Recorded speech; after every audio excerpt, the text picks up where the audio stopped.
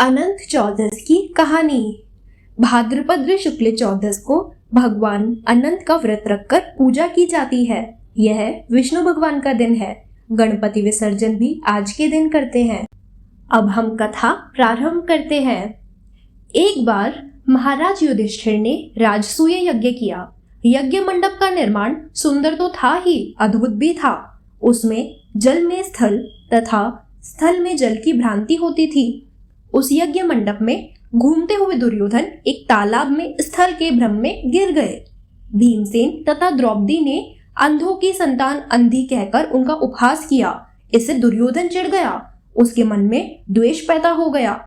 उसने बदला लेने के विचार से पांडवों को जुए में पराजित कर दिया। पराजित होकर पांडवों को 12 वर्ष के लिए वनवास भोगना पड़ा। वन में रहते हुए पांडव अनेक कष्ट सहते रहे। एक दिन वन में युधिष्ठिर ने भगवान श्री कृष्ण से अपना दुख कहा तथा दुख के दूर करने का उपाय पूछा। श्री कृष्ण ने कहा, हे युधिष्ठिर, तुम विधि पूर्वक अनंत भगवान का व्रत करो। इससे तुम्हारा सारा संकट दूर हो जाएगा। तुम्हें गया हुआ राज्य भी मिलेगा। इस संदर्भ में एक कथा सुनाते हुए वे बोले, प्राचीन काल में सुमंतु नाम के ब्राह्मण की परम सुंदरी, धर्मपरायण तथा ज्योतिर्मयी सुशीला कन्या थी। ब्राह्मण ने उसका विवाह कौंडिन्य ऋषि से कर दिया। कौंडिन्य ऋषि सुशीला को लेकर अपने आश्रम की ओर चले तो रास्ते में ही रात हो गई। वे एक नदी के तट पर संध्या करने लगे। सुशीला ने देखा वहां पर बहुत सी स्त्रियां सुंदर सुंदर वस्त्र धारण करके किसी देवता की पूजा कर रही है। सुशीला के पूछने पर उन्होंने विधि पूर्वक अनंत व्रत की महिमा बता दी। सुशीला ने वहीं उस व्रत का अनुष्ठान करके 14 गांठों वाला डोरा हाथ में बांधा और अपने पति के पास आ गई।